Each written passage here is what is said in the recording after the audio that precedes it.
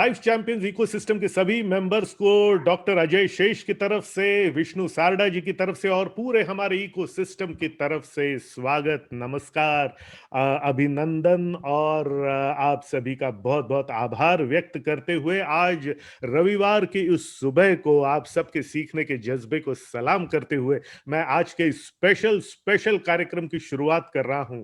और मुझे बहुत खुशी है कि हमारे ग्रुप के अंदर में एक ऐसे बहुत अच्छे ट्रेनर्स, टीचर्स और गाइड्स निकल के आ रहे हैं जिन्होंने ना सिर्फ मेरा काम हल्का किया है बल्कि अपने स्पेशलाइजेशन से, अपने नॉलेज से और अपने खुद के लीडरशिप एबिलिटीज से और बहुत बेहतरीन कंटेंट लाइफ चैंपियंस इकोसिस्टम का डेवलप कर रहे हैं। और इसी कड़ी में जिसमें पहले हमारे कुछ कार्यक्रम एडवोकेट खरे जी ने किए थे, प्रोफेसर डॉक्टर ऋषि आचार्य ने किए थे, उसी कड़ी में आगे टैली, टैली 9, टैली प्राइम से related series of programs Vishnu Sarda ji कर रहे हैं।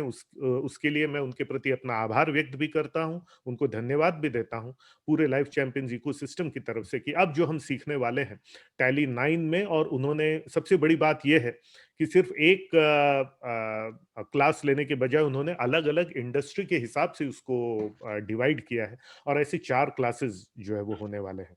आप अगर इसको लाइव देख रहे हैं तो आप सबका यहाँ पर स्वागत है, और अगर आप इसकी रिकॉर्डिंग देख रहे हैं तो मैं आप सबसे गुजारिश करूंगा कि थोड़ा सा ग्रेटिट्यूड, थोड़ा सा आभार हम विष्णु सारडा जी के प्रति और पूरे लाइफ चैंपियंस इको सिस्टम के प्रति भी अपने मन में रखें, जिसकी वजह से ये सब कार्यक्रम आपके सामने आ रहे हैं। आज मैं मुख्य वक्ता नहीं हूं, मैं सिर्फ इंट्रोडक्शन देने के लिए हूं। तो मैं आप सबको एक बार फिर से स्वागत करते हुए आज के इस टैली के कार्यक्रम में मैं आमंत्रित करता हूं विष्णु सारडा जी को कि विष्णु सारडा जी आप आए, अपना व्याख्यान शुरू करें और लाइफ चैंपियंस इकोसिस्टम के उद्देश्यों को याद करते हुए फिर आप अपना कंटेंट पेश करें। बहुत आत्मीयता के साथ, तालियों के साथ और आभार के साथ मैं सबसे गुजारिश करूंगा कि तालियों के साथ में विष्णु सारडा जी का स्वागत करें। और विष्णु सारडा जी, अब मैं शांत होता हूं और स्टेज अब आपका है। धन्यवाद डॉक्टर अजय सर, बहुत बहुत धन्यवाद आपका। मेरे आज के सेशन को शुरू करने के पूर्व मैं बहुत ही खुद को गौरवान्वित महसूस कर रहा हूं कि मैंने लाइफ चैंपियन इकोसिस्टम अजय शेष का ज्वाइन किया।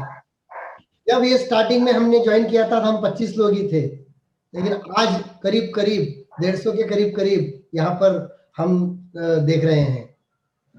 शुरू में अगर ये लॉकडाउन ना होता तो अजय शेष सर ना मिलते, और अजय शेष सर अगर ना मिलते तो हम हमारे एम्बिशंस को पूरा नहीं कर सकते थे। सर का जो मुख्य उद्देश्य है पीसफुल मनी मशीन, और ये करने का उनका जो सपना है, ये सपना जरूर आने वाले समय में पूरा होता, हम सब देखने वाले हैं। अजय सर से जब से हम क्लास मैंने ज्वाइन किया है तब से मैंने मेरे बिजनेस में कई बदलाव किए हैं, कई चेंजेस किए हैं, जिसका रिजल्ट मुझे अभी अभी मिल रहा है। आज बैंक में कुछ बैलेंस दिख रहा है मुझे, पहले बैलेंस भी नहीं दिखता था। आज पहले लॉकडाउन के अजय सर मिलने के पहले मेरे जितने भी ब्रांचेस है वहां के ब्रांच से मैं मैनेजमेंट से परेशान था।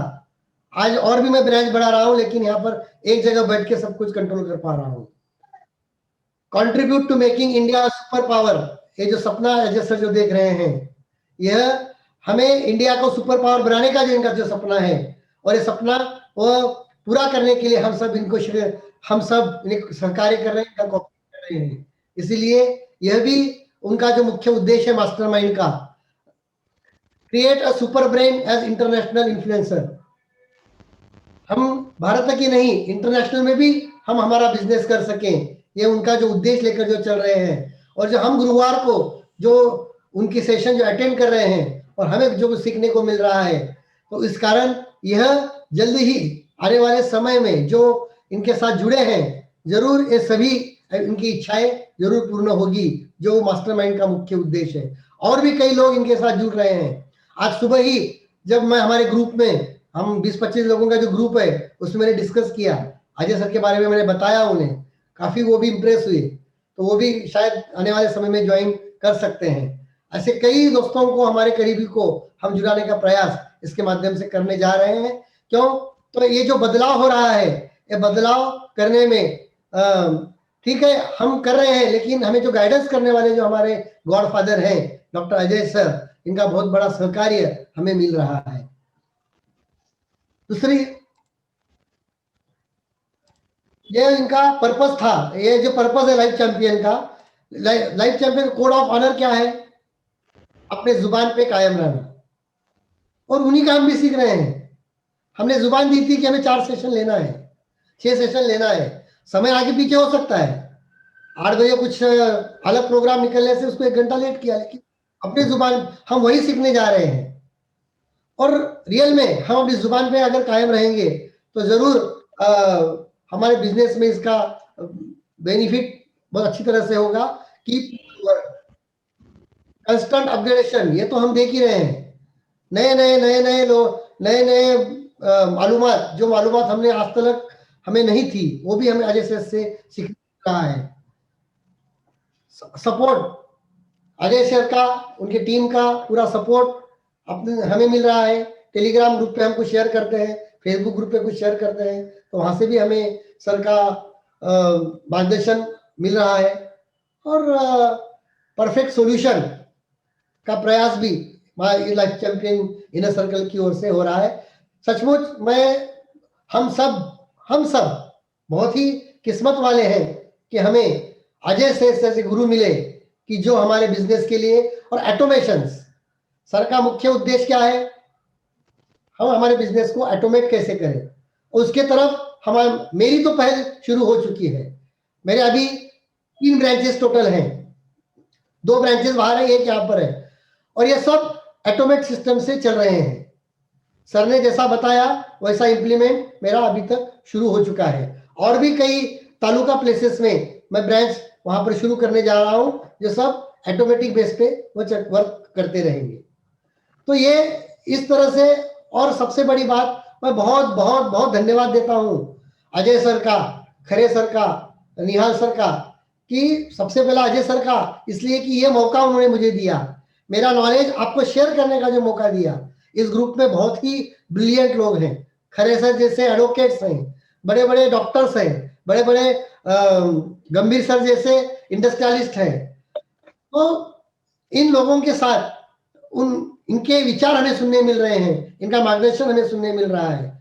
और ये मास्टरमाइंड की वजह से कुछ मास्टरमाइंड के कुछ मेंबर्स भी मेरे कस्टमर हो चुके हैं, जैसा कि खरे सर है, जैसा कि अमित शाह सर है, तो ये मेरी सर्विस भी ले रहे हैं।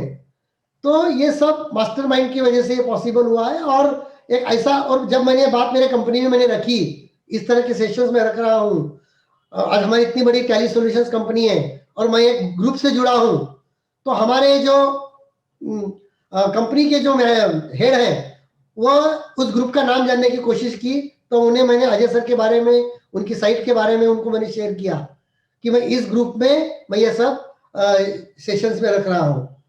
तो उन्होंने हमें बोला था कि ये बहुत ही आप बढ़िया कर रहे हो, हम इसका हमारे वेबसाइट के ऊपर भी इसको हम पब्लिश करने का प्रयास करेंगे। तो एक अच्छे ग्रुप में रहने के क्या बेनिफिट्स हो सकते हैं, ये नजदीक से उसे मुझे ये देखने को मिल रहा है। मेरे कुछ आसपास के लोग भी इसमें जुड़े हैं, जो कल मुझे क्या फोन इसके लिए आया था। तो फिर से धन्यवाद देते हुए, और ये मौका जो आपने मुझे दिया है, इसके और मेरा नॉलेज, मेरे पास जो भी नॉलेज है अकाउंट से रिलेटेड, टैली से रिलेटेड, और इसके अंदर हमने क्या किया है, ये दिखाने का मौका जो आपने मुझे दिया, इसके लिए मैं फिर से आपका बहुत बहुत आभार व्यक्त करते हुए आज के सेशन की ओर मैं शुरुआत करने जा रहा हूं। मैं टैली ERP 9 की स्क्रीन आपके सामने सबसे पहले शेयर करता हूं।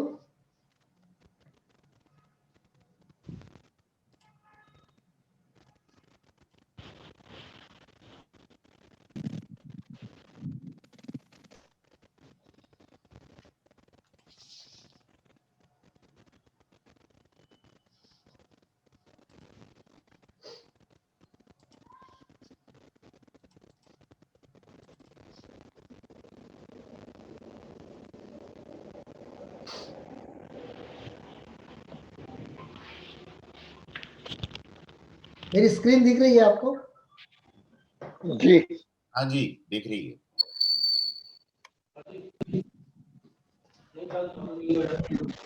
सबसे पहले मैं आपको लाइव एजुकेशन के लिए लाइव ओएसटीसी तो नहीं बना, अगर ऐसा होता तो फिर वो भी तो नहीं खुल रहा ना, उसका जो अपन 19 उसका जो आईपी है ब्राउज़र का, वो तो कर दिया ना।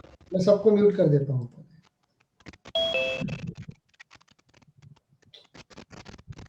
इसी वगैरह उसको रिसेट करके अगर उसका वो मिल जाता ना, यूजर पासवर्ड आप मुझे दे देते तो उसको मैं यही भी दोनों को कॉन्फ़िगर करा रहा था रिसेट। रिसेट हाँ, यूजर राइट होगा तो बाकी उसमें और क्या सेटिंग करनी होती है उसको। सबसे पहले हम देखते हैं टैली प्राइम। टैली प्राइम ये क्या है? टैली प्राइम ये अकाउंटिंग सॉफ्टवेयर है। आपको टैली प्राइम की स्क्रीन दिख रही है? यस टैली प्राइम क्या है? टैली प्राइम यह अकाउंटिंग सॉफ्टवेयर है। इस सॉफ्टवेयर को tally solutions private limited Bangalore ने बनाया है।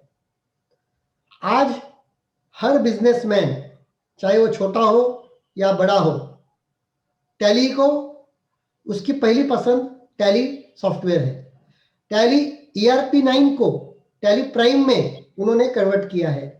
एडवांस टेक्नोलॉजी के साथ टैली प्राइम को उन्होंने 9 नवंबर 2020 को उन्होंने लॉन्च किया है।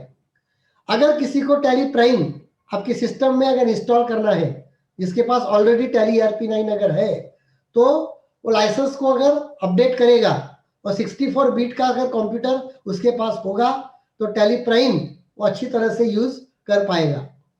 टैली प्राइम में बाय डिफॉल्ट जो सॉल्यूशंस दिया है, वो बाय डिफॉल्ट सॉल्यूशन में हर कस्टमर की, हर बिजनेसमैन की रिक्वायरमेंट पूरी नहीं हो सकती। हॉस्पिटल वालों की रिक्वायरमेंट अलग होती है, एजुकेशन वालों की रिक्वायरमेंट अलग होती है, होलसेलर वालों की रिक्वायरमेंट अलग होती है, मैन्युफैक्चरिंग की रिक्वायरमेंट अलग होती है। इसके लिए अलग अलग मॉड्यूल्स, अलग अलग डेवलपर्स ने उसको डेवलप किया है, जैसी रिक्वायरमेंट आती है उस तरह से। टैली में बहुत कुछ मॉड्यूल्स अवेलेबल्स हैं। इसमें से कुछ इन्हें गिने मॉड्यूल्स को मैंने सेलेक्ट किया है जो मैं आपको उसका डेमो दिखा सकूं। अगर आप बेसिक टैली का अगर सोचेंगे तो उसमें अगर आप एजुकेशन का ट्राई करोगे तो होगा, लेकिन समय लगेगा। मतलब अगर मान लीजिए एक कॉलेज का अकाउंटिंग अगर बाय डिफॉल्ट टैली में करना है तो एक दिन अगर लगेगा, अगर ये मॉड्यूल के द्वारा अगर आप जाओगे तो 1 घंटे में होगा। तो मतलब आपके 12 घंटे यहाँ पर सेव हो सकते हैं। इतना बड़ा सेविंग इस एजुकेशन मॉड्यूल के द्वारा हो सकता है। आप अगर एजुकेशन मॉड्यूल नहीं भी लेंगे तो आपका टैली आप बाय डिफॉल्ट टैली के अंदर वर्क कर सकते हो, लेकिन जो रिक्वायरमेंट्स है, जो रिपोर्ट्स है, वो बाय डिफॉल्ट टैली में आपको नहीं मिलेंगे। आज हर कोई कस्टमर, हर कोई टैली को पसंद क्यों करता है? तो टैली के अंदर कस्टमाइजेशन जो होते हैं, वो कस्टमाइजेशन से उनकी रिक्वायरमेंट पूरी होती है, इसीलिए हर कोई टैली सॉफ्टवेयर का चॉइस करता है। आज मार्केट में 80% कस्टमर टैली यूज करते हैं और 20% अलग सॉफ्टवेयर यूज करते हैं। तो ऐसा इस एजुकेशन मॉड्यूल में क्या किया है उन्होंने, ये मैं बताने का प्रयास इस मॉड्यूल के द्वारा आपको दिखाने जा रहा हूं। एजुकेशन मॉड्यूल में अब टैली प्राइम में हम आउटस्टैंडिंग देख सकते हैं, आपका बिजनेस का प्रॉफिट देख सकते हो, बिजनेस का लॉस देख सकते हो, किसका आना है, किसका देना है, स्टॉक, ये सब कुछ आप टैली प्राइम में कर सकते हो। लेकिन एजुकेशन मॉड्यूल में इससे हटकर आप क्या कर सकते हो, यह दिखाना आपके लिए बहुत ही इंपॉर्टेंट है। एक बात मैं क्लियर कर देता हूं, आपके पास अगर टैली प्राइम अगर है तो आप एजुकेशन मॉड्यूल आप जहां पर भी इससे भी अवेलेबल हो वहां से आप ले सकते हो। लेकिन इससे एजुकेशन मॉड्यूल में स्कूल के लिए, कॉलेजेस के लिए, एजुकेशन इंस्टीट्यूशन चलाने वाले टीचर्स के लिए, एकेडमिक्स के लिए भी एजुकेशन मॉड्यूल का यूज आप अच्छी तरह से कर सकते हो। उसके लिए क्या होगा, टैली प्राइम की स्क्रीन ऐसे ही होगी, साथ में एक पैच आपको दिया जाएगा। और पैच ज्वाइन करने के बाद मैंने एक कंपनी बनाई है, एक कॉलेज का नाम बनाया है लाइफ चैंपियन इकोसिस्टम कॉलेज, ये मेरे कॉलेज का नाम है। और इसी में मैंने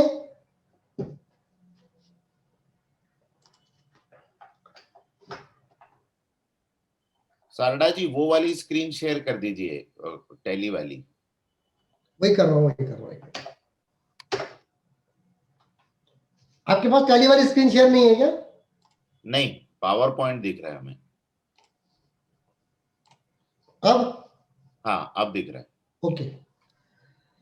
अब ये टैली प्राइम की जो बाय डिफॉल्ट स्क्रीन है वैसी स्क्रीन आपको भी दिखेगी। इसमें हमने अलग से, आप अगर नीचे देखेंगे बॉटम में, college info, college vouchers, college report, school होगी तो school info, school voucher, school report, अगर एकेडमी होगी तो academy info, academy vouchers, academy report. हमारा कम समय में ज्यादा से ज्यादा नॉलेज आपको देने में आसानी हो, इसलिए मैंने कुछ स्टूडेंट्स के नाम भी यहाँ पर मैंने क्रिएट किए हैं। जो लोग बाय डिफॉल्ट टैली को जानते हैं उन्हें पता है कि अकाउंट्स को किस तरह से क्रिएट किया जाता है, लेकिन इस कॉलेज मॉड्यूल्स में हमें क्या करना होगा, पहले मैं स्टेप बाय स्टेप आपको समझाता हूं। ये क्रिएट, अल्टर, ये वाउचर, ये day book, banking, balance sheet, profit and loss, stock summary, ये टैली के बाय डिफॉल्ट है। आप टैली एक बार सिस्टम पे इंस्टॉल करेंगे तो आपको ये सभी रिपोर्ट्स, ये सभी मेनूज आपको स्क्रीन पर डिस्प्ले होंगे। लेकिन आप स्कूल मॉड्यूल का जब पैच अलग से लगाओगे तब आपको दिखेगा कॉलेज इन्फो का एक ऑप्शन दिखेगा, कॉलेज वाउचर्स का एक दिखेगा, कॉलेज रिपोर्ट्स का दिखेगा। कॉलेज रिपोर्ट्स में हम क्या क्या कर सकते हैं, आज कॉलेज चलाने वाले के लिए जो मैनेजमेंट होते हैं, स्कूल चलाने वाले जो मैनेजमेंट्स होते हैं, उनके लिए टैली के अंदर कॉलेज मॉड्यूल बहुत ही बेनिफिशियल साबित हो सकता है। मैंने मेरे एरिया में बड़े बड़े कॉलेजेस में, बड़े बड़े स्कूल्स में इसका इंप्लीमेंट मैंने किया है, जो पिछले 2 साल से अच्छी तरह से यूजर फ्रेंडली यूज कर रहे हैं और उनके चार्टर्ड अकाउंटेंट को भी टैली में डेटा रहने की वजह से काफी आसानी वहां पर उनके लिए हो रही है। कॉलेज इन्फो में अगर आप जाओगे तो यहाँ पर सबसे पहले आपको वन टाइम वर्क करना है फीस हेड का, बाद में है फीस स्ट्रक्चर का, ब्रांच इन्फो और बाद में है स्टूडेंट इन्फो। फीस हेड में क्या है, मैंने कुछ फीस हेड क्रिएट की है। मैंने कौन कौन से फीस हेड है, आप 11th 12th या primary school, middle school, English medium school जैसे भी चलाना चाहते हो, आपके पास फीस के स्ट्रक्चर कौन कौन से है, admission fees, exam fees, sport fees, tuition fees, other fees, जो भी फीस का हेड बनाना चाहते हो उस फीस के हेड आपको क्रिएट करने होंगे। कहां से आपको बताता हूं मैं, जैसा कि एडमिशन फीस ये मैंने बनाया है, ये ग्रुप आएगा मेरा इनकम, इनडायरेक्ट इनकम। यह टैली में ग्रुप लेजर अकाउंट क्रिएट करते समय ग्रुप का सिलेक्शन बहुत ही इंपॉर्टेंट है। तो स्कूल के लिए एडमिशन फीस ये इनकम है, indirect income use for fees collection. Yes, account मैंने बनाया है एग्जाम फीस, उसको भी मैंने ग्रुप दिया है indirect income use for fees collection. Yes, बाद में एक बनाया स्पोर्ट फीस, उसको भी ग्रुप दिया है मैंने indirect income use for fees collection.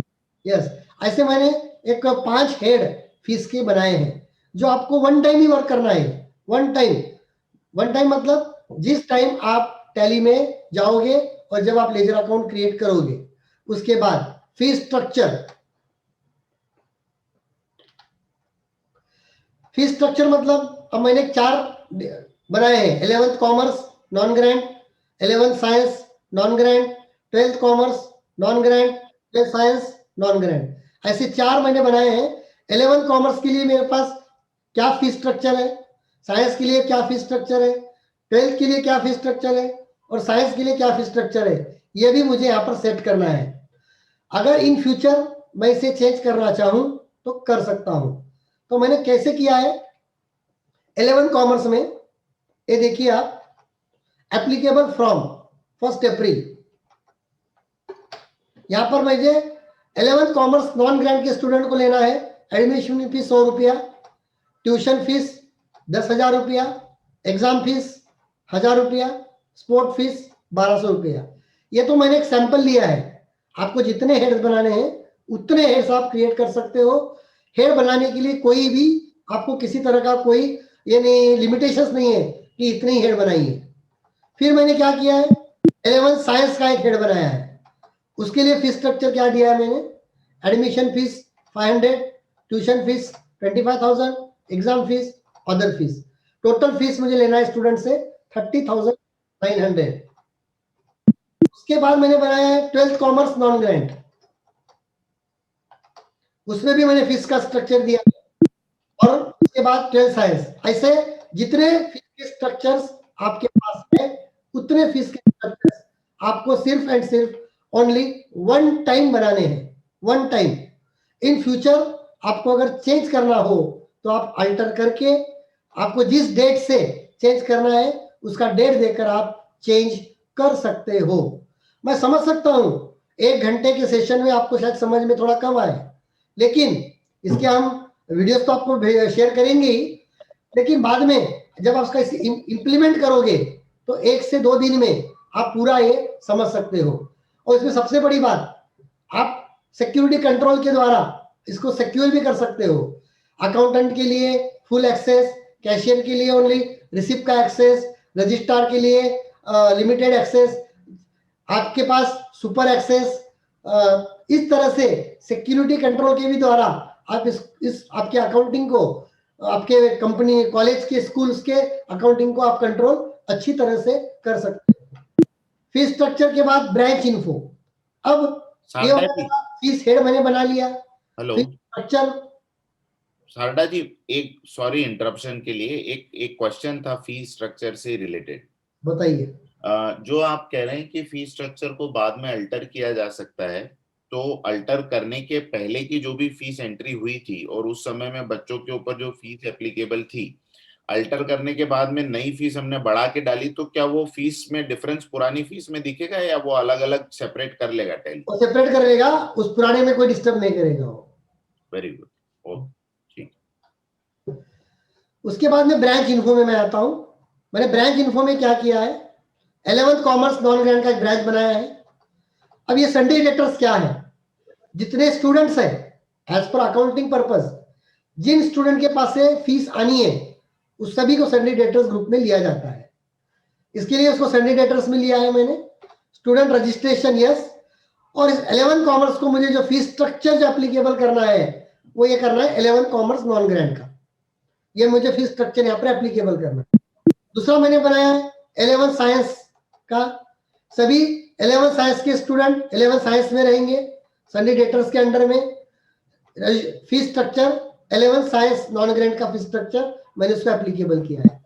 इस तरह से मैंने सिर्फ 4 ही डिवीजन का मैंने एक सैंपल डेटा यहाँ पर मैंने बनाया है। ये होने के बाद आगे का जो नेक्स्ट वर्क जो शुरू होता है वो होता है स्टूडेंट का। सबसे बड़ा प्लस पॉइंट मैं यहाँ पर आपको बताना चाहता हूं, फर्स्ट टाइम मान लीजिए आपके पास 11th 12th के स्टूडेंट्स हैं या फर्स्ट स्टैंडर्ड से स्टूडेंट्स हैं, 1st से 4th तक। फर्स्ट स्टैंडर्ड में आपने बच्चे का एडमिशन कर लिया, 2nd 3rd 4th में उस बच्चे का नाम आपको क्रिएट करने की जरूरत नहीं है। अगर वो पास आउट हो गया आपके क्लास में, आपके स्कूल में या कॉलेज में वो कंटिन्यू है, तो नेक्स्ट ईयर में ऑटोमेटिक वो ट्रांसफर हो जाएगा। ऑटोमेटिक उसकी फीस ड्यू है तो फीस भी ऑटोमेटिक ट्रांसफर हो जाएगी। इस मॉड्यूल में से आप बोनाफाइड सर्टिफिकेट, लिविंग सर्टिफिकेट, यह भी प्रिंट आउट आप आपके फॉर्मेट में आप कर सकते हो। किस स्टूडेंट के पास आउटस्टैंडिंग है, आपके पास कैटेगरी वाइज रिपोर्ट भी आपको मिलेगा, मैं आगे दिखाता हूं। अब मैं आता हूं स्टूडेंट इन्फो में। स्टूडेंट इन्फो में क्या क्या है, क्रिएट, अल्टर और ट्रांसफर। क्रिएट मतलब नया स्टूडेंट क्रिएट करना, अल्टर मतलब जिस स्टूडेंट को आपने क्रिएट किया है उसे अल्टर करना, और ट्रांसफर मतलब क्या, अगर वो स्टूडेंट क्लास चेंज कर रहा है, मतलब फर्स्ट स्टैंडर्ड से जब 2nd ईयर में जाएगा, 2nd क्लास में जाएगा, या 11th का जब 12th में जाएगा, तो ट्रांसफर का ऑप्शन आपको काम में आएगा। अब स्टूडेंट इन्फो में हमने क्या क्या इंफॉर्मेशन दी आपको दिखाता हूं। मैंने कुछ नाम क्रिएट किए हैं, जैसा कि एक नाम लेता हूं मैं, बानापुरे संगम। यहां पर लूंगा सरनेम, नेम, मिडिल नेम, यानी कि स्कूल के लिए, कॉलेज के लिए जितने फील्ड की जरूरत है उतने फील्ड हमने इस एजुकेशन मॉड्यूल में ऐड किए हैं। यह बाय डिफॉल्ट नहीं है, अलग से हमने ऐड किया है। मदर्स नेम, जब मैं एंटर करूंगा तो ये नाम ऑटोमेटिक बन जाएगा। कौन सा? ये बानापुरे संगम उमाकांत 2020, ये ऑटोमेटिक बन जाएगा। डेट ऑफ एडमिशन, ये कब एडमिशन ले रहा है, फर्स्ट एडमिशन इसका कब हुआ है, करंट ब्रांच इसकी कौन सी है, एडमिशन का टाइप सेंट्रल है क्या इंस्टीट्यूट है। अगर मैं सेंट्रल में जाता हूं तो इसमें कई ऑप्शंस है, क्या आप जियो, जेके, अदर जो भी है वो। अगर मैं इंस्टीट्यूट लेता हूं, इंस्टीट्यूट आ जाएगा। सब टाइप में अदर्स है, कोटा है, जो भी, और एडमिशन टाइप, सब टाइप आप क्रिएट कर सकते हो। स्टूडेंट आईडी ऑटोमेटिक बनेगी। रजिस्ट्रेशन नंबर अगर आपके पास है तो दीजिए। करंट स्टेटस, ये इंपॉर्टेंट है, अगर वो करंट है करंट में आएगा, फेल हुआ फेल में जाएगा, पास आउट होके चला गया या ट्रांसफर हो गया, जो भी ऑप्शन देना चाहो आप दे सकते हो। अगर करंट है तो ही वो स्टूडेंट नेक्स्ट ईयर में ट्रांसफर होगा। Current division, current roll number, ये आप अल्टर करने के बाद में भी दे सकते हो। इसका एड्रेस, इसका स्टेट, पिन कोड, उसका बैंक डिटेल्स अगर देना है तो आप उसको बैंक डिटेल भी उस स्टूडेंट का इंफॉर्मेशन पूरी फिलअप कर सकते हो। फिर डेट ऑफ बर्थ, फिर बर्थ प्लेस, नेशनलिटी, जेंडर, अगर फिजिकल हैंडीकैप है या नहीं, हैंडीकैप अगर है तो उसका सर्टिफिकेट नंबर, अपनी मातृभाषा क्या है उसकी, रिलीजियन, कास्ट, कैटेगरी, ओपन है तो कोई प्रॉब्लम नहीं, रिजर्व है तो इतनी कैटेगरी, और कुछ कैटेगरी ऐड करना है, सब कास्ट बढ़ाना है, आप बढ़ा सकते हो। अगर वो कास्ट है तो उसका कास्ट का सर्टिफिकेट वैलिड है क्या, ये सब आप चीजें आपको यहाँ पर देनी होगी। अगर ओपन में रखता हूं तो कुछ नहीं आएगा, ओपन आएगा। उसके बाद पेरेंट का डिटेल, पेरेंट का डिटेल में पेरेंट का मोबाइल नंबर, पेरेंट का ईमेल आईडी, पेरेंट का ऑक्यूपेशन, कुछ अगर आपको एसएमएस की फैसिलिटी चाहिए तो। प्री एडमिशन, दूसरे स्कूल से अगर आया है तो दूसरे स्कूल का डिटेल्स, यहाँ पर कौन से स्कूल में, कॉलेज में था, उसका एलसी नंबर क्या था, उसकी एलसी डेट क्या है, ये सब चीजें आएगी। और ये अगर लिविंग सर्टिफिकेट जब आप दोगे तब इसका वर्क, ये काम में आपको उस वक्त आएगा। ये सब स्टूडेंट की इंफॉर्मेशन आपको वन टाइम देनी है, वन टाइम फिलअप करनी है। उसके बाद सेकेंड ईयर में आपको ये सब ऑटोमेटिक आपका ट्रांसफर हो जाएगा। अगर आपने एक बार उसको सर्टिफिकेट इश्यू कर दिया या उसको आपने पास आउट कर दिया या ट्रांसफर कर दिया तो उसका अकाउंट वहां पर क्लोज हो जाएगा। लेकिन एक खासियत यह है कि सर्टिफिकेट इश्यू करते समय अगर स्टूडेंट के पास आउटस्टैंडिंग अगर है तो उसका टीसी प्रिंट आउट नहीं होगा। ये सबसे बड़ा प्लस पॉइंट इसके अंदर है। तो जहां पर बहुत सारे स्टूडेंट्स पढ़ने को है वहां पर आप आपके अकाउंट्स को, आप आपके फाइनेंस को कंट्रोल करने के लिए आपको टैली बहुत ही यूजफुल वहां पर हो सकता है। ये स्टूडेंट्स के नाम, जितने स्टूडेंट्स के नाम है उतने स्टूडेंट्स के नाम आपको वन टाइम क्रिएट करने हैं। हम जब किसी स्कूल कॉलेज वालों को जब ट्रेनिंग देते हैं तो यही बातें उनको हम समझाते हैं कि पहले आप स्टूडेंट का नाम क्रिएट कीजिए, फिर अकाउंटिंग की एंट्रीज करने में कोई दिक्कत नहीं है। मान लीजिए ये लाइफ चैंपियन में 200 स्टूडेंट्स है, मैंने कुछ सैंपल्स बनाए हैं कल, 1 2 3 4 5 6 एक 20 स्टूडेंट्स के नाम मैंने अलग अलग डिवीजन में बनाए हैं ताकि मुझे आपको दिखाने में आसानी हो। अब देखिए ये आपका पूरा स्ट्रक्चर रेडी हो गया है, पूरा स्ट्रक्चर हो गया है। अब इसकी एंट्रीज करनी है। एग्जांपल देता हूं मैं आपको। मान लीजिए आपके पास स्कूल मॉड्यूल नहीं है, आप टैली के बाय डिफॉल्ट में करना चाहते हो तो क्या करोगे, तो बताता हूं।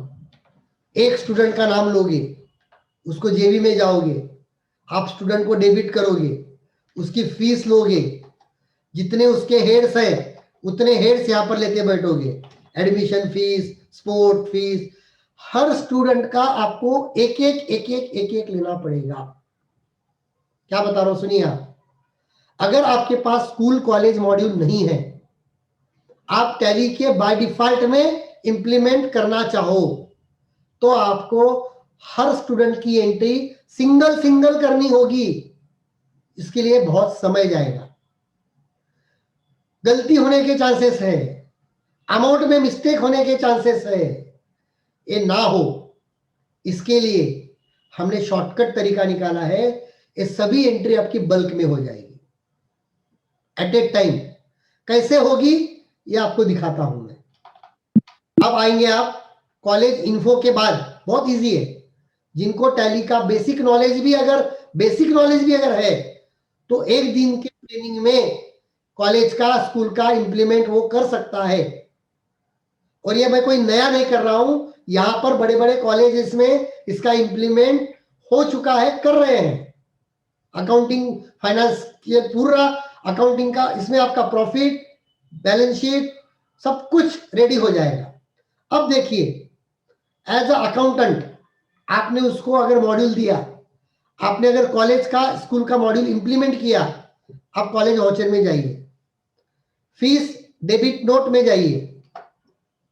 डेबिट नोट में मान लीजिए मैं डेट ले रहा हूं 1 जुलाई 2020, fees debit note 11th commerce non grade के स्टूडेंट, ये फीस स्ट्रक्चर एप्लीकेबल 1 अप्रैल 2020 की फीस। इसे जब मैं एंटर करता हूं तो यहां मुझे पूछेगा इसमें 8 स्टूडेंट्स हैं, ये तो मेरा डेमो है। 8 स्टूडेंट है, फीस का स्ट्रक्चर ए है, टोटल फीस है 12,300। F4 जनरेट डेबिट नोट, मैं इसको F4 करता हूं। अब देखिए मेरे पास 8 एंट्रीज हो चुके हैं।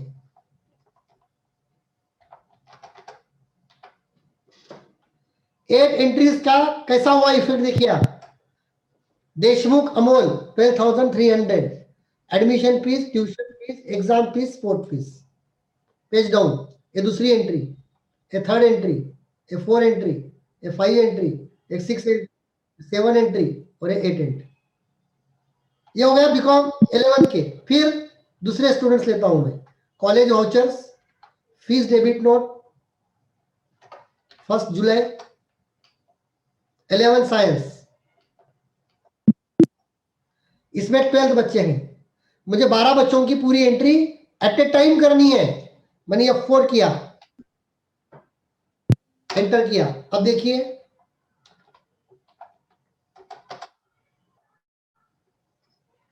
ये हो गए 30,900, ये हो गए 11 साइंस के स्टूडेंट्स। अब 12th not grand commerce student, college vouchers, fees debit note 1 जुलाई,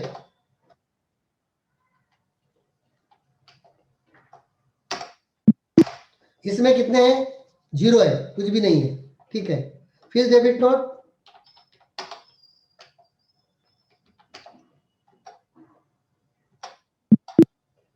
नहीं है, ठीक है। ये जानबूझ के लिए नहीं है, मैंने सभी बच्चों को 11th कॉमर्स 11th साइंस में डिवाइड किया है। कितने एंट्रीज हो गए मेरे पास? टोटल 20 एंट्रीज हो गई है। अगर मुझे बताइए आप, इस 20 एंट्रीज को मुझे अगर बाय डिफॉल्ट सिंगल सिंगल अगर करना है तो मुझे नहीं लगता कि कम से कम इस टाइप में एक एंट्री करने के लिए कम से कम 1.5 से 2 मिनट का टाइम लगेगा।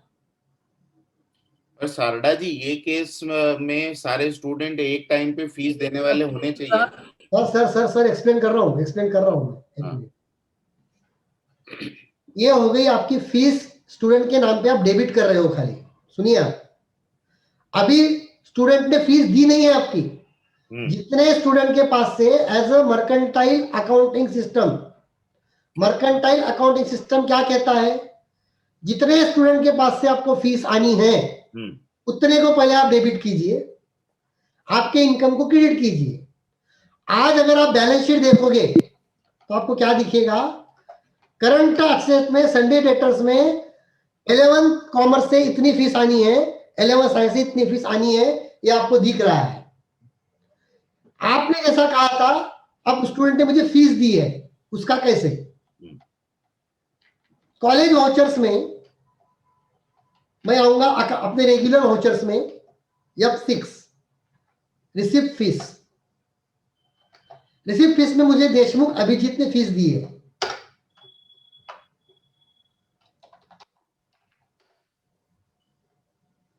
$30,900 में से उन्होंने मुझे दी है 15,000।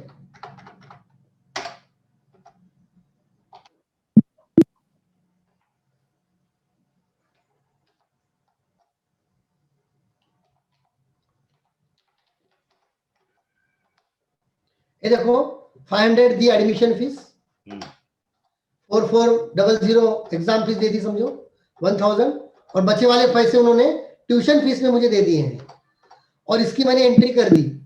इसका जब मैं रिसिप्ट प्रिंट आउट करके जब दूंगा, आपको रिसिप्ट दिखाता हूं, ये रिसिप्ट निकलेगा जिसपे ऊपर आएगा फीस रिसिप्ट, यहाँ पर कॉलेज का लोगो, कॉलेज का पूरा नाम, रिसिप्ट नंबर आ जाएगा, रिसिप्ट फ्रॉम, कैटेगरी, ब्रांच, उसने दी वाली एडमिशन फीस, और नीचे अगर देखोगे तो seal of college, receiver signature, cashier signature, ये चीजें आ जाएंगी। आपको करना क्या है, ये पूरी एंट्री होने के बाद आपको ये देखना है इसके पास कितनी फीस आपकी ड्यू है। आप जब तक पूरी एंट्री स्टूडेंट के नाम पे नहीं करोगे तब तक आपको ये समझ में नहीं आएगा कि मुझे स्टूडेंट के पास से फीस आनी कितनी है टोटल। आप अगर ऐसा करोगे कि जब आएंगे तब लूंगा, तो आप प्रॉपरली अकाउंटिंग मेंटेन नहीं कर पाओगे। इसके पास कितना ड्यू है ये समझ में नहीं आएगा आपको। अगर आप कॉलेज रिपोर्ट देखोगे, यहाँ पर इस कॉलेज रिपोर्ट में आप स्टूडेंट आउटस्टैंडिंग जब देखोगे 11th कॉमर्स नॉन ग्रैंड में, ये देखो वो स्टूडेंट साइंस का था। अब यहाँ पर आपको देखने को मिलेगा इतने स्टूडेंट की फीस आउटस्टैंडिंग है, इसमें से देशमुख अभिजीत ने के पास 15,900 रुपीज ड्यू है। टोटल आउटस्टैंडिंग 15,900 का है। एग्जाम फीस क्लियर है, अदर क्लियर है, एडमिशन फीस क्लियर है। तो ये आपको देखने को मिलेगा अगर उस स्टूडेंट के नाम पे अगर आप एंट्री नहीं करोगे।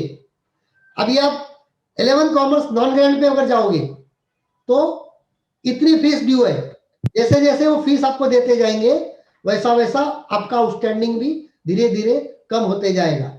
ये आपको समझना जरूरी है एज ए कॉलेज मैनेजमेंट की पूरी कितने स्टूडेंट्स आपके पास एडमिशन लिए हैं, किसके पास से कितनी फीस आनी है, ये सब आपको समझना जरूरी है। उसके लिए वो एंट्रीज करना जरूरी है फीस डेबिट नोट में, जिससे स्टूडेंट को डेबिट होगा और आपके इनकम अकाउंट को क्रेडिट होगा। अब मान लीजिए 10,300 पूरी फीस देशमुख ने दे दी, तो क्या होगा? आप जब रिसिप्ट में आओगे, देशमुख अभिजीत 15,900 पूरी फीस दे दी। अगर आप रिपोर्ट देखोगे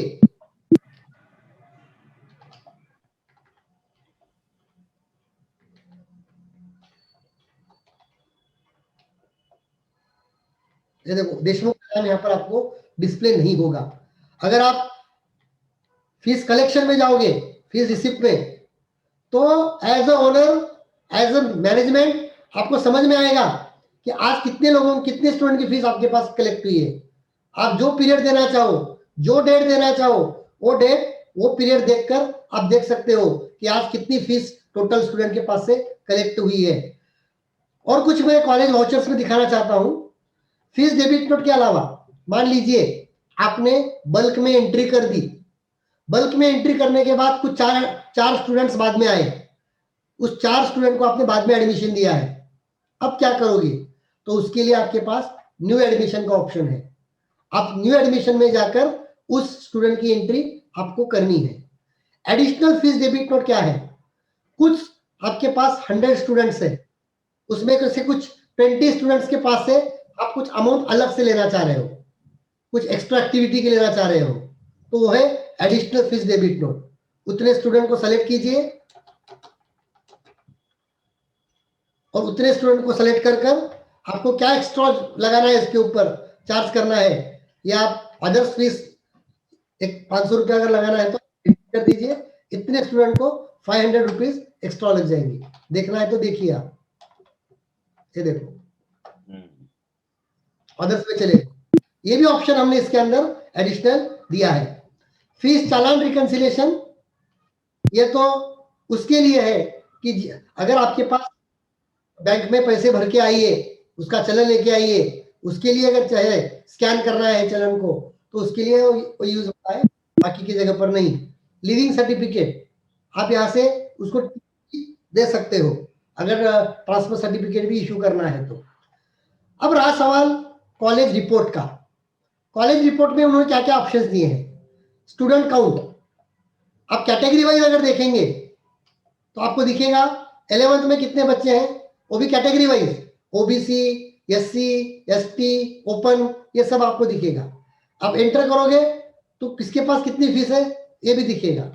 बाद में जेंडर वाइज अगर जाओगे, मेल कितने, फीमेल कितने, ये भी आपको दिखेंगे।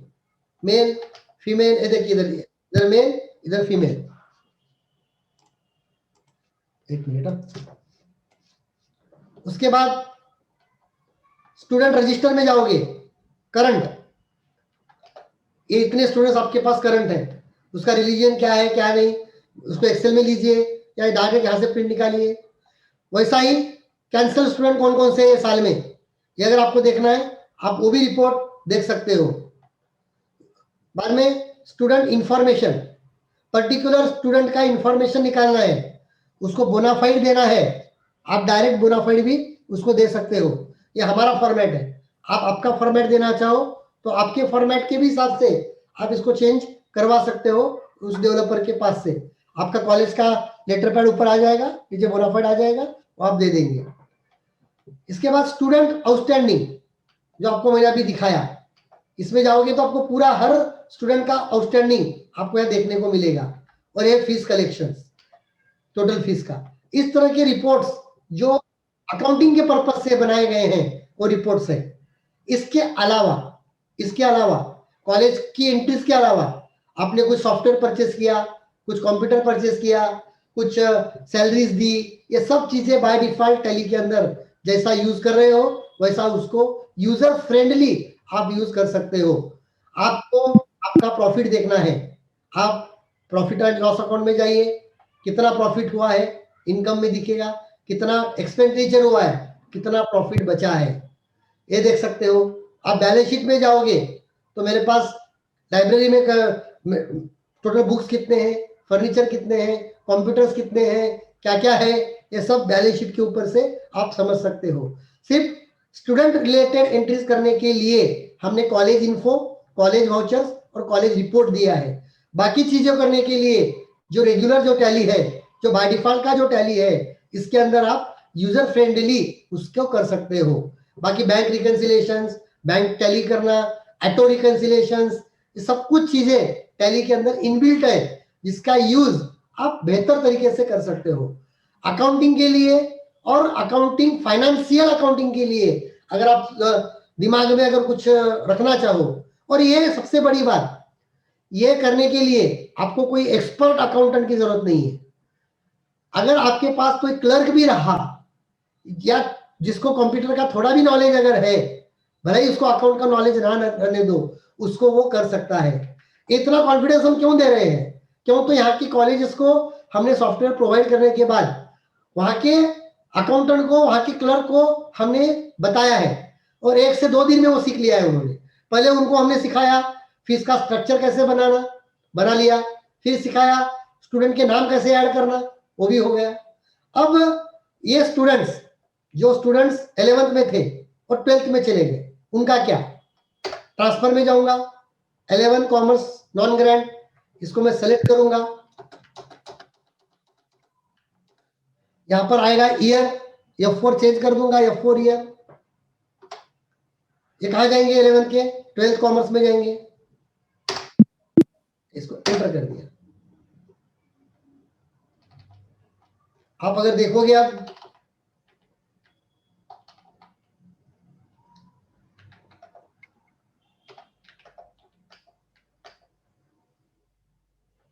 ये देखिए 12th में स्टूडेंट चले गए सभी, और पिछला जो आउटस्टैंडिंग था 11th का और 12th का डिफॉल्ट हो गया।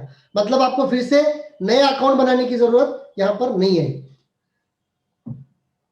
तो ये सब कंट्रोलिंग जो है ये टैली के बाय डिफॉल्ट नहीं हो सकता। इसके लिए इसका अलग से हमने एक मॉड्यूल डेवलप किया, हमने कॉलेज स्कूल की रिक्वायरमेंट को समझा, और इसका इसमें इम्प्लीमेंट किया। बाकी इसके अंदर आप जो टैली के जो बाय डिफॉल्ट पेरोल्स है, टीचिंग स्टाफ और नॉन टीचिंग स्टाफ, आप पीरियड वाइज उसको अगर सैलरी देना चाहते हो, ये चीजें तो टैली में बाय डिफॉल्ट पेरोल के द्वारा हो सकती है। ये बड़ा सब्जेक्ट है, लेकिन ये चीजें अंदर हो सकती है। बाद में डेली बैकअप बैंकिंग, बैंकिंग का यूज कॉलेज के लिए ज्यादा नहीं आएगा, लेकिन अगर करना चाहो तो चेक प्रिंटिंग, बैंक रिकंसिलेशंस, ये चीजें भी आप इसके अंदर बेहतर तरीके से इंप्लीमेंट कर सकते हो, और इससे आपका काम आसान हो जाएगा, आपका फाइनेंशियल अकाउंटिंग पूरा प्रॉपरली मैनेज हो जाएगा, और एकदम इजी वे से इसको बनाया गया है। कोई भी कॉम्प्लिकेशंस, किसी तरह का कोई कॉम्प्लिकेशंस इसके अंदर रखा नहीं है, ताकि जिसको अकाउंटिंग का नॉलेज कम है, जिसका अकाउंटिंग सब्जेक्ट नहीं है, उनको भी ये समझ में आए, उस तरीके से उसको ध्यान में रखकर इस मॉड्यूल को हमने डेवलप किया है। तो इसमें सबसे इंपॉर्टेंट फर्स्ट स्टेज है कॉलेज इन्फो का, सेकेंड स्टेज है कॉलेज वाउचर्स का, और बाद में है कॉलेज रिपोर्ट्स का। कॉलेज वाउचर्स में बल्क में एंट्री करने के लिए फीस डेबिट नोट है। नए एडमिशन के लिए आप यकीन नहीं मानेंगे, 2000 स्टूडेंट्स एक कॉलेज में है, लातूर का राजश्री शाहू महाविद्यालय, जिसको आप सुन चुके हो। वहां पर टैली का इंप्लीमेंट मैंने करके दिया है। जो कॉलेजेस, उनके जितने भी ब्रांचेस है, उनके स्कूल्स है, इंग्लिश मीडियम स्कूल्स है, सभी में टैली का इंप्लीमेंट वो कर रहे हैं बेहतर तरीके से। इसमें और एक बात आपको मैं दिखाना चाहता हूं, अगर आप स्टूडेंट का फोटो इमेज अगर लेना चाहो वो भी ले सकते हो। कैसा वो दिखाता हूं आपको मैं। इसके अंदर एक ऑप्शन है, ये देखिए आप, स्टूडेंट इमेज मॉड्यूल। अगर आपने फोटो आपके डायरेक्टरी में लोकल ड्राइव पे रखी है, तो उस स्टूडेंट के फोटोज को आप बाद में स्टूडेंट के नाम के इसमें ऐड कर सकते हो। तो और ये तो रिक्वायरमेंट हमने आपने को समझ के बनाई है। इसके अलावा अगर कुछ अलग रिक्वायरमेंट अगर आपकी है, और अगर वो पॉसिबल है, अगर लॉजिक है, तो वो भी टैली में बॉल लेके आए बॉल में सभी को। अरे वाह यार, कोई तो रैपर देखছি সব। हाँ बॉल लेके खा लो, अभी खा लो, बिगड़ जाएगा।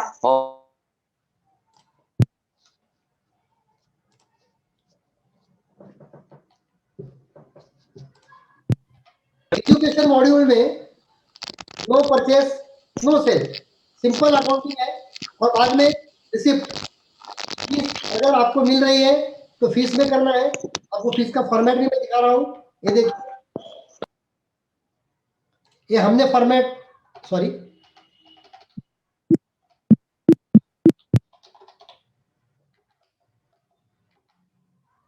अगर आप फीस का फॉर्मेट देखोगे, हाफ पेज में, एक पेज पे दो चाहो दो आ जाएंगे।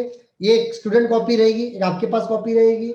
ये फॉर्मेट है, इसको आप चेंज करना चाहो, आप बिल्कुल इस फॉर्मेट को भी आप चेंज करवा सकते हो। आपके लिए सिर्फ यूजफुल क्या है, कौन कौन से वाउचर्स है, एक तो कॉलेज वाउचर्स स्टूडेंट की एंट्री के लिए, और बाकी के वाउचर कौन कौन से हैं, रिसिप्ट,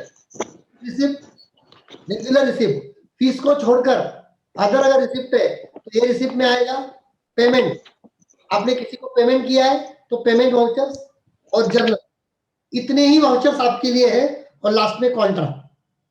कॉन्ट्रा में क्या होगा, कॉलेज की, स्कूल की कैश बैंक में डिपॉजिट करने के लिए। काले जूते, काले काले, उधर मम्मी के सैंडल के नीचे। हाँ हाँ दोनों, हाँ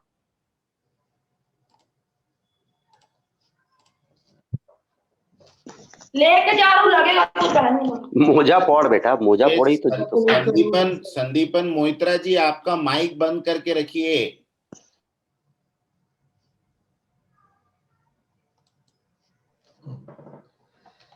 कॉन्ट्रा वाउचर क्या है? कॉन्ट्रा वाउचर मतलब कॉलेज में कैश आई है, उस कैश को आपको डिपॉजिट करना है बैंक में, इसके लिए कॉन्ट्रा वाउचर्स है। ये 4-5 वाउचर्स।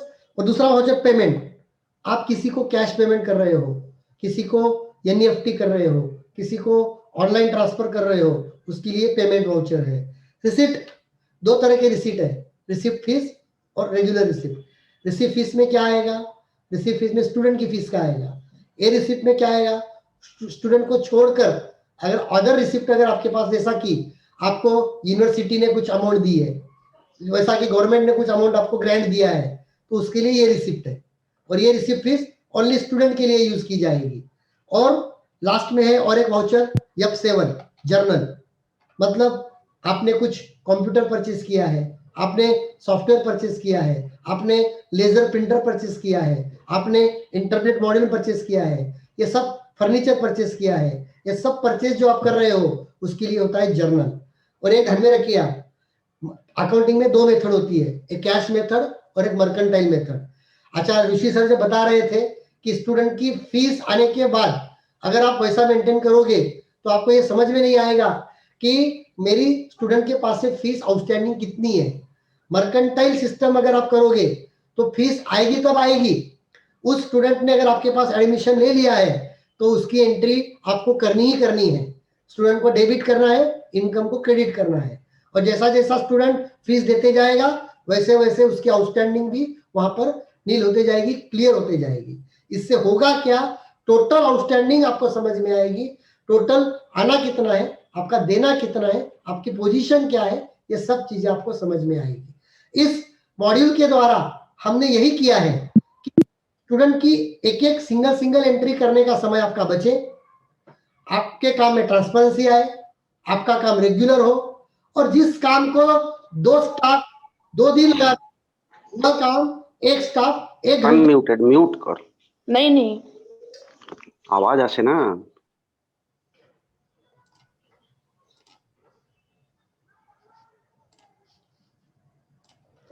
उस काम को एक स्टाफ कम समय में एक्यूरेट कर सके, इसके पीछे का यह उद्देश्य था।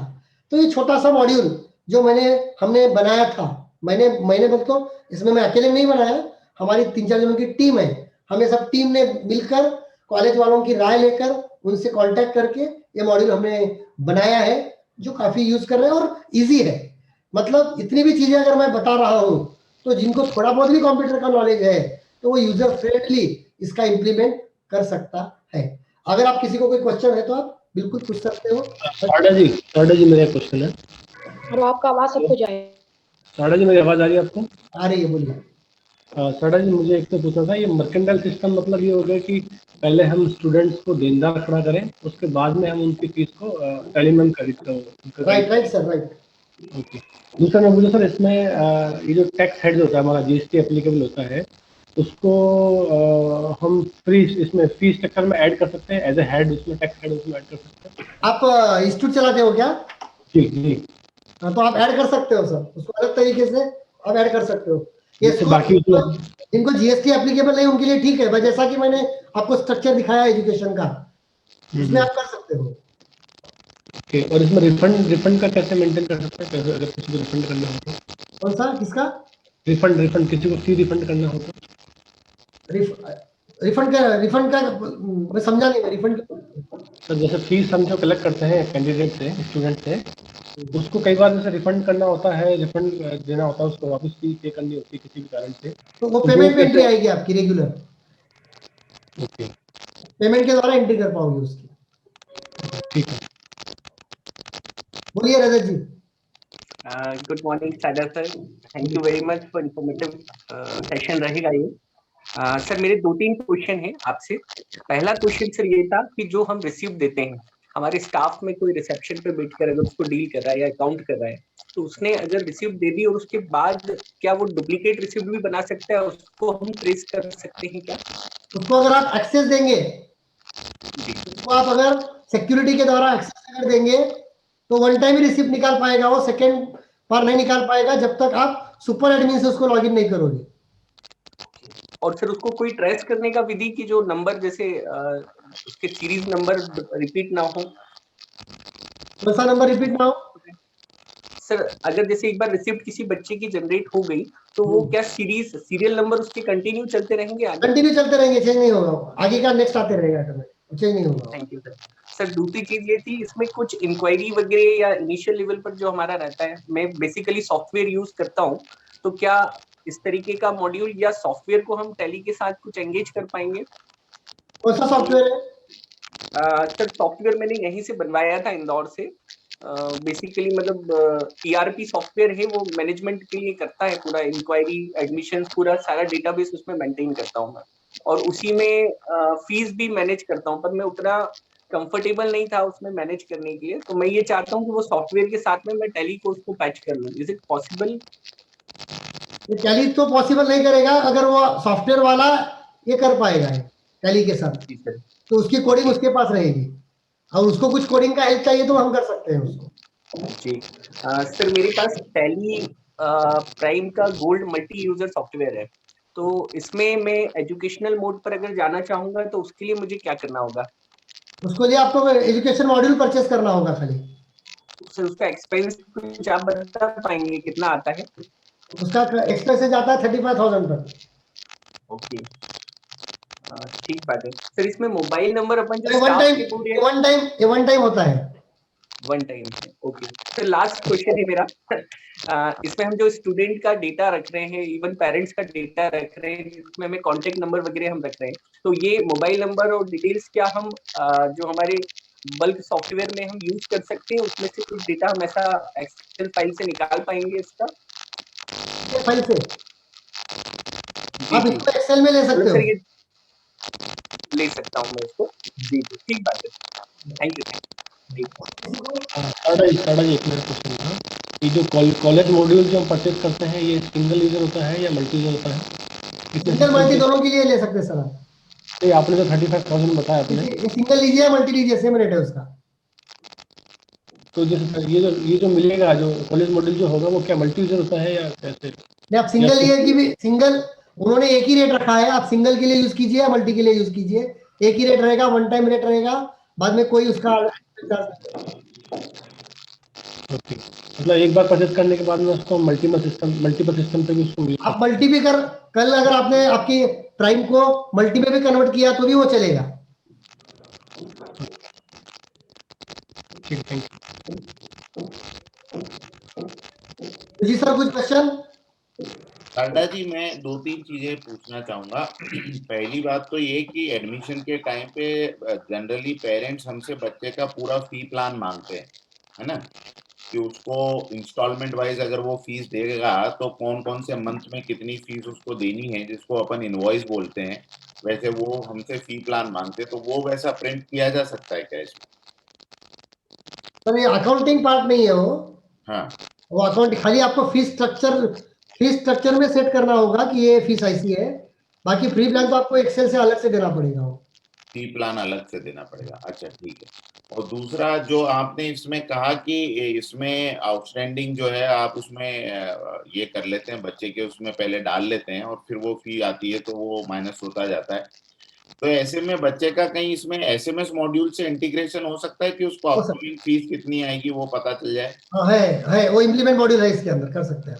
ओह, वेरी गुड, ग्रेट सर, बहुत ही बढ़िया लर्निंग है। मतलब हमारे 14 कॉलेजेस हैं पुणे में, और सभी अभी नॉर्मल जो टैली है वही यूज कर रहे हैं, कॉलेज मॉड्यूल उनको पता भी नहीं कि ये कॉलेज मॉड्यूल भी उसमें अवेलेबल है। तो मैं अपने बोर्ड ऑफ डायरेक्टर से और प्रेसिडेंट से जरूर इसके बारे में बात करूंगा। अच्छा, इसमें खाली एक मुझे और बताइए कि आपका जो सर्विस है ये इस फीस के साथ इंक्लूड रहता है या उसके अलावा कुछ आपका कस्टमाइजेशन का फीस है? मैं समझा नहीं सर, क्या कहना चाह रहे हैं? मतलब आपने ये जो बताया 35,000 रुपीज फीस जो है, ये इसमें ही आप जो ये कस्टमाइज करके या ट्रेनिंग करके देते हैं तो आपके थ्रू परचेज किया जा सकता है या कैसे है उसका? नहीं, मेरे थ्रू परचेस करेंगे तो आपको सपोर्ट मिलेगा, ट्रेनिंग मिलेगी पूरी इसी फीस में मिलेगी ना? इसी फीस में मिलेगी। ठीक है, वेरी गुड सर,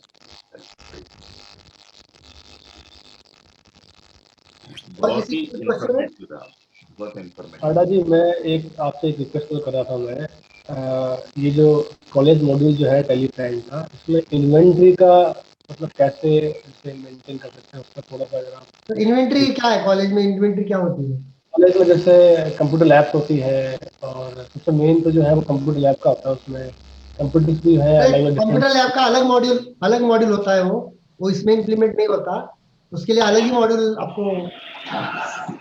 कौन सा मॉड्यूल होता है? लैब मॉड्यूल कहते हैं। कॉलेज के लिए अलग से मॉड्यूल, लैब मॉड्यूल, उसमें बुक्स का और पेंसिल का, बाकी चीजें जो है आपके पास कंप्यूटर कितने है, ये कितने हो आप रख सकते हैं। वो जो लैब मॉड्यूल है मेरे पास नहीं है सर, अवेलेबल मैं देता हूँ लेकिन